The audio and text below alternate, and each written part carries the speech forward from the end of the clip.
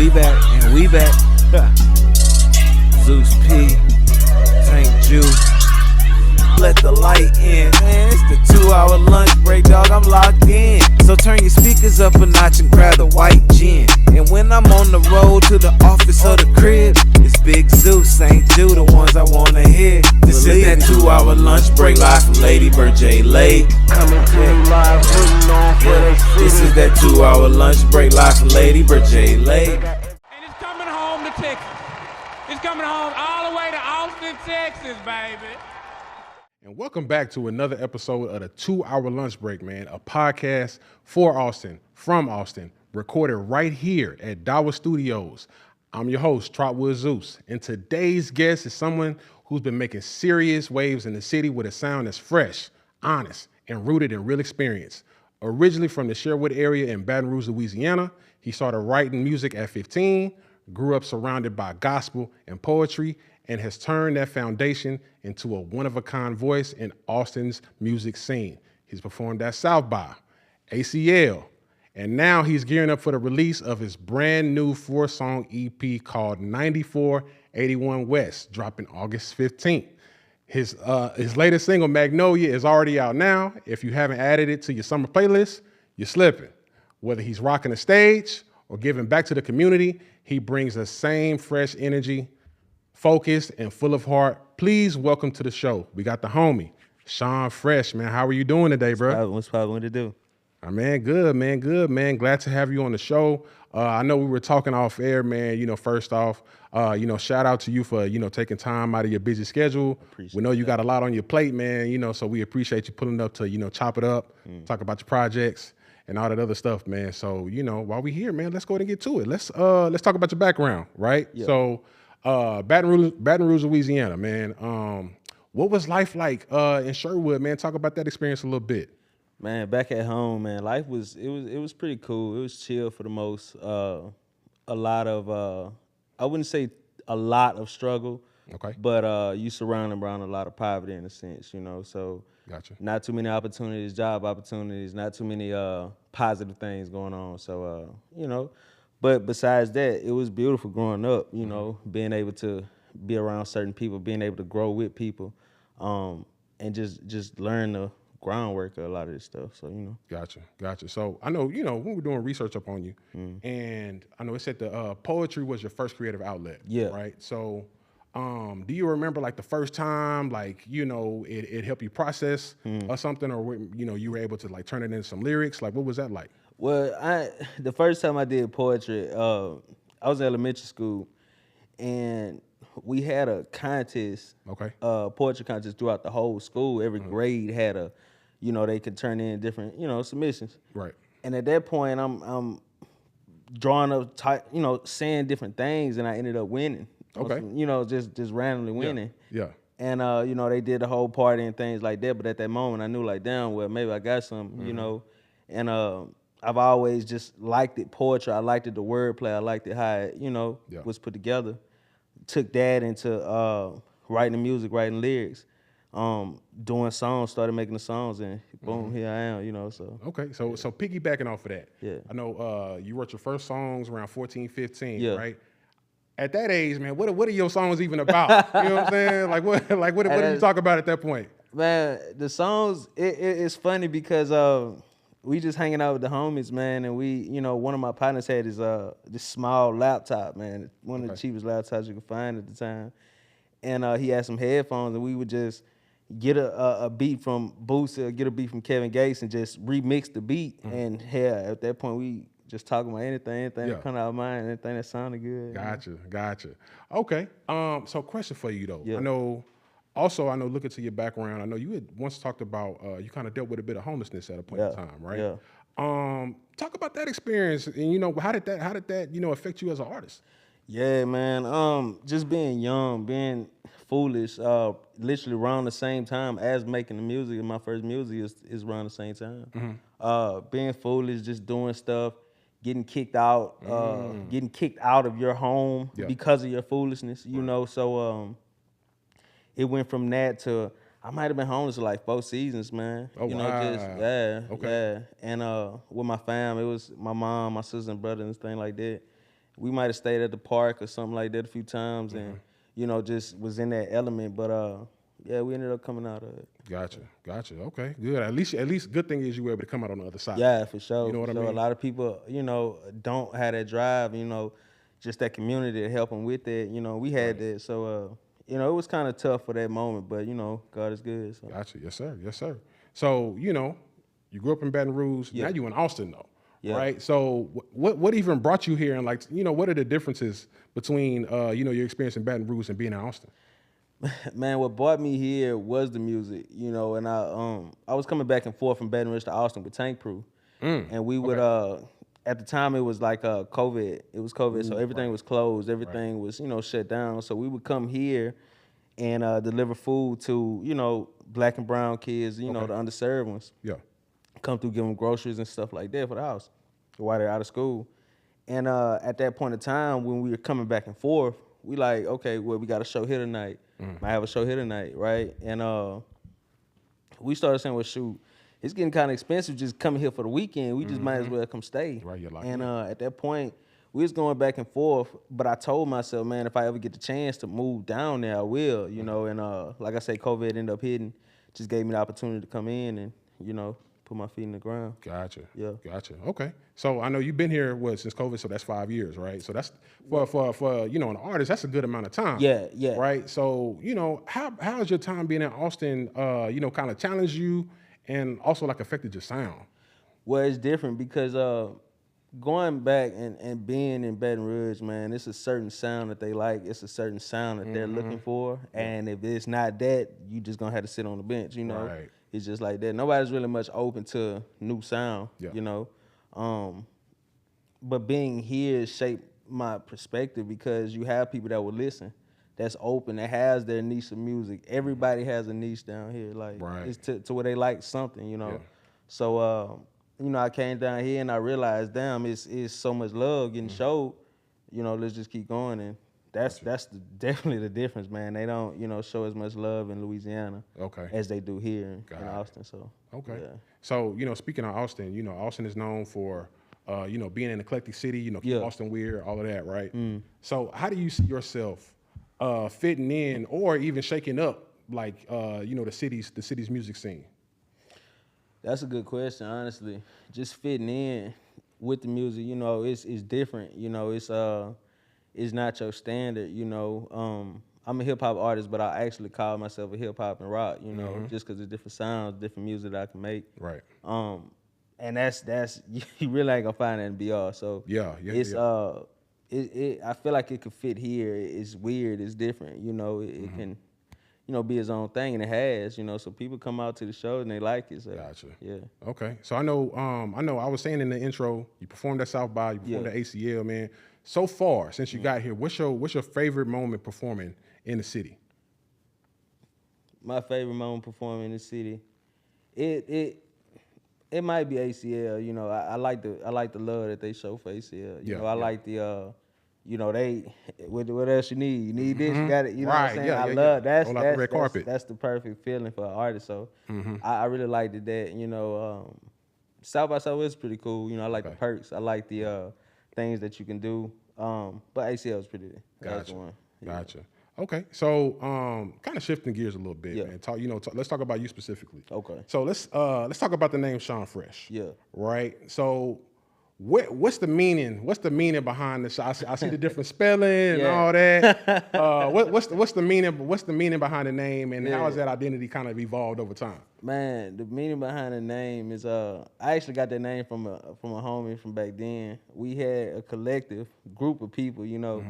And it was some writers, it was people that could do graphic work. It was some, you know, different artists.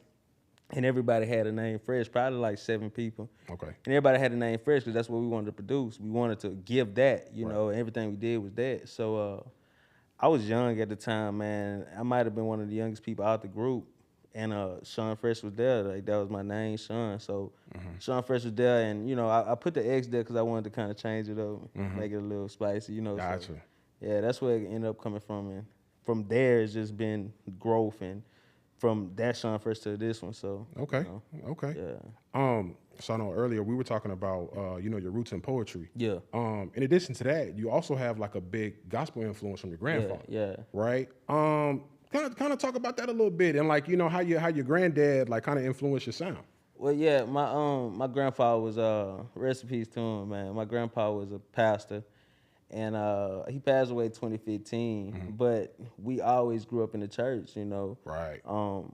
My mother was his only daughter at the time, so for her whole life, and we just always been in the church. So every Sunday it was either you was gonna be an usher this week, or you going to choir next week, you know, what is just like that. You feel me? So I didn't really like the usher at the time, and I wasn't old enough to get on the cameras and work them. So we got in the choir, and man, I hated the choir, man. I didn't like it until it was time Sunday morning, until it was time to go up there and do it. So yeah, that's what some of my background comes from. Gotcha. So I know we were talking about you performing in front of, like, you know, big crowds like at South by, ACL. What have you learned, like, from performances like that? What have you learned about, you know, connecting with the crowd and, you know, performing in front of crowds of that size? Man, with the music, you have to have music that fits the crowd, that goes with the crowd. You just can't just play anything. You know, you got to have something that resonates with everybody. You know, and that's one thing I learned growing up. You know, with the clean mixes, with the trying not to curse when you rap, because it can draw more people. You know, so as I'm doing crowds like that, I try to pick the music that resonates with more, you know, more people and things like that with a more good sound. So Gotcha. Okay. We could drink this on you? Yeah, go ahead. Do your thing. Hey, do your thing, bro. All right. So I know you kind of hinted at it earlier, but you're also very outside of the music. You're also very community oriented. Yeah. Why do you feel like that part of your artistry is just as important as the music? Man, because like I say, with the homeless, I know where I come from. You know what I'm saying? I know what was. I know how I feel not to have. You know, I know how I feel to, you know, be hungry some nights. You know, so being able to be a helping hand of a family, hell, I don't even know. You know, it makes me feel better. It makes me know, okay, this is going with some purpose. This what I'm doing got something to it. So, you know, I love doing it. I love feeling that love from the people and me giving it to them. You know what I'm saying, with the Tank Proof as well. So yeah, man, I really love Tank Proof. That's like church. That's like another form of church to me. So there we go. There we go. All right, man. So let's talk the new single, right? Let's talk Magnolia. Yeah. I know we were saying off air, man. It's it's a real fun, fresh, like real bouncy, almost Afrobeat adjacent. Like it's something for the summer. Yeah. Talk about what inspired that record for you. Man, that record, when I heard that beat, man, I loved it. You know, it gave a fresh feel to it every time I heard it. So I was like, damn, let me do something with it. It wasn't my my whole goal to kind of push it out as a single. I just was kind of gonna have it on a tape and just be in there. Gotcha. But I ended up sending it to Sweet Lim. Sweet Lim loved it. Once they heard it, they like, well, shit, let's put it out. Let's do whatever. At that point, I had to send it to the radio station at that point, so I sent it out, you know, just kind of sending it out, nothing much more of it. And they took a liking of it and started, you know, putting it more and more places. So that's where it comes. Okay. So I mean, with the song building such a buzz, what were the vibes in the studio when you recorded? Well, I was in the when I did it, I was in the studio by myself. So I wrote it, recorded it, and you know, just did like the little mixes and stuff like that for my verse, and then I just sent it over to Sweet Lim. Okay.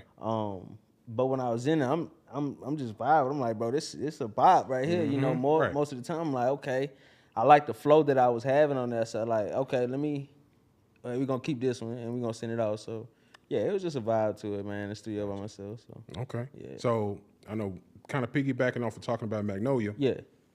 You're also about to drop the new EP, right? 9481 West. Yeah. This coming Friday, August 15th. So by the time this episode actually goes live, it'll already be out. For sure. So what was the meaning behind that title?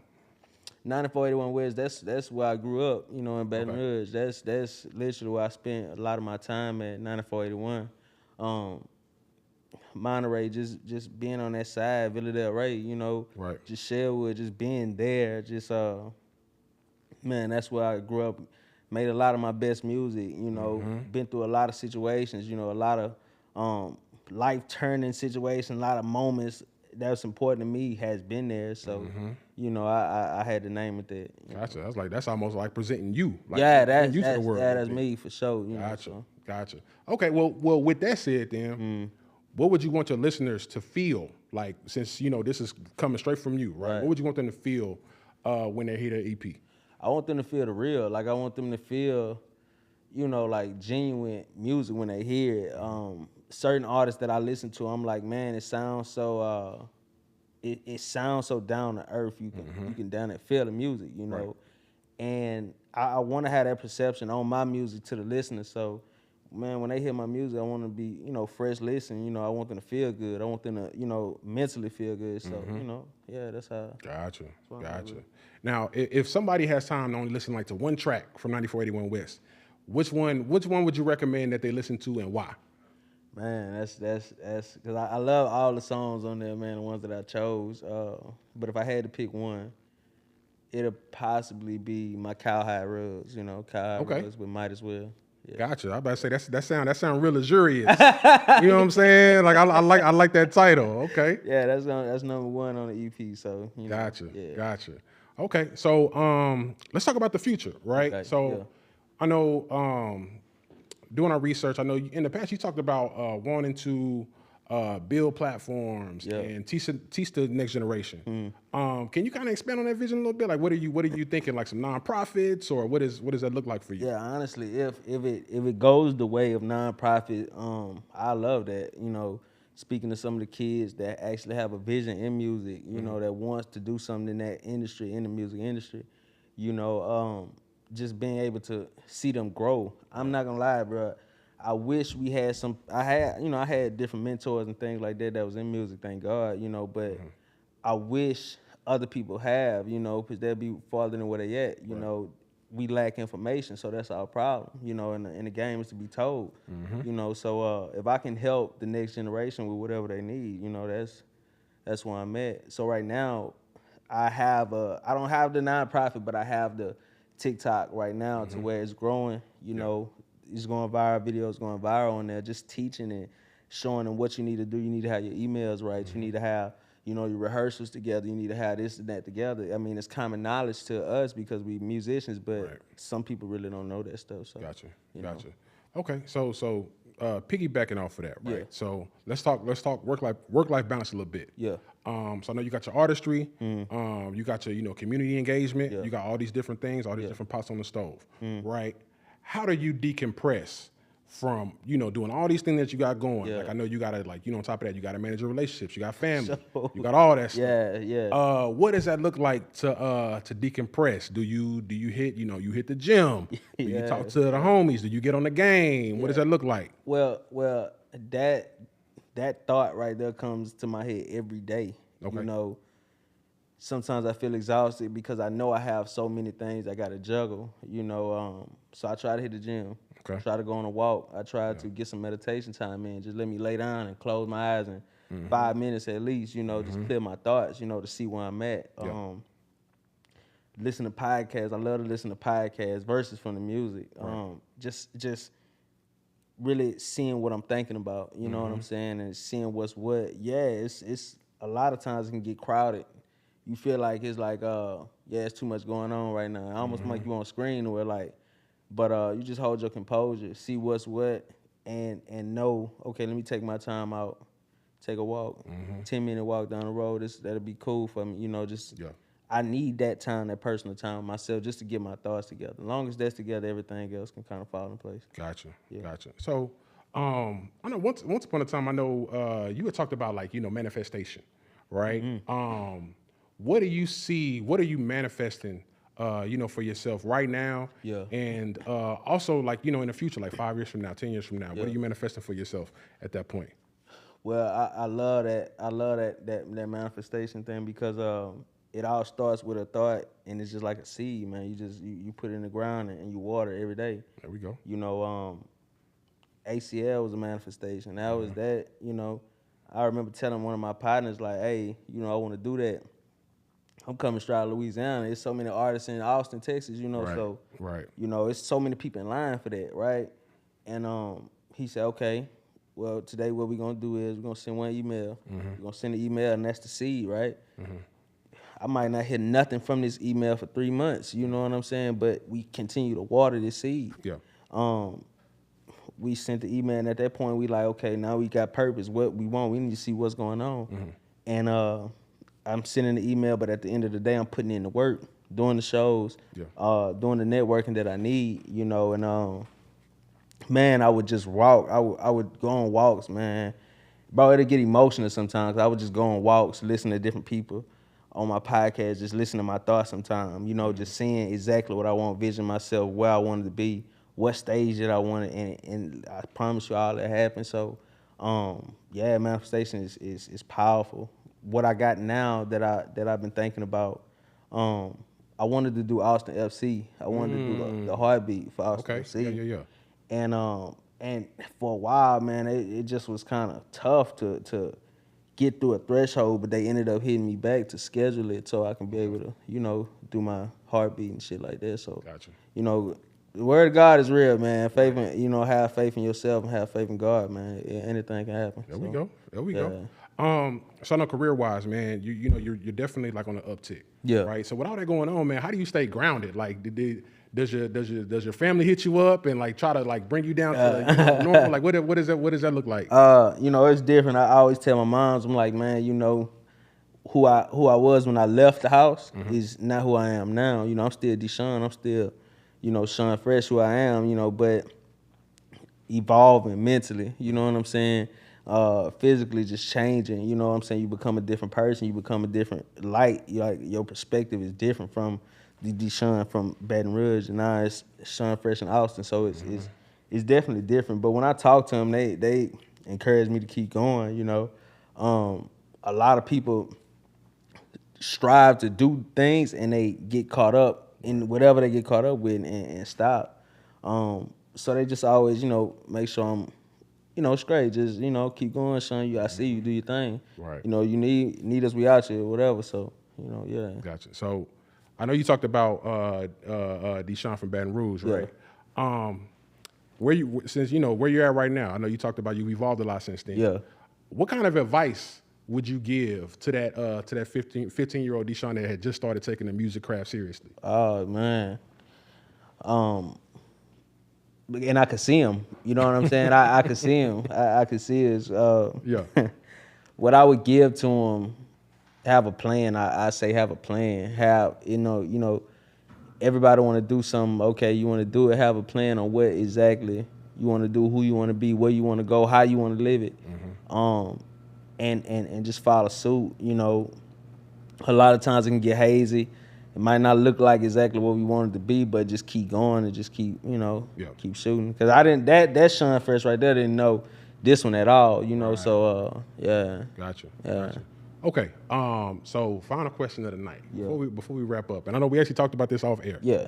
Who do you think would be a good podcast guest for the podcast in the future? But before you answer, this has to be somebody that, you know, you got in your phone, got in your contacts, like, hey, pull it up on the 2-hour lunch break, had a call, chopped it up, da-da-da-da-da. Who would that person or people be? Like, you don't have a limit. You can say as many as you want. Okay, well, shoot, let's do it. My partner, man, I got one of my good friends, man, coming from New Orleans, man, Shaquille. Awesome singer, you know, Emmy-nominated singer, man. One of the new voices in Austin when it comes to R&B. There we go. So Shaquille, I want you to meet Shaquille. Okay. Latrain. Shaquille, tap in with us. Shaquille Latrain. Latranium. He's also from New Orleans, man. Gotcha. Perfect sound, man. I would love for you to meet with him and, you know, get to talk with him, man. So, you know, so my good people. Hey, there we go. There we go. Yeah, let's line that up, man. Hey, y'all heard the homie. Tap in with us, man. Let's lock that in. I was gonna say, man, before we wrap up, man, let's plug your social media handles. Where can everybody find you, and where can everybody find 9481 West? Which camera we at right now? You right here. Oh, this one right here? Yeah.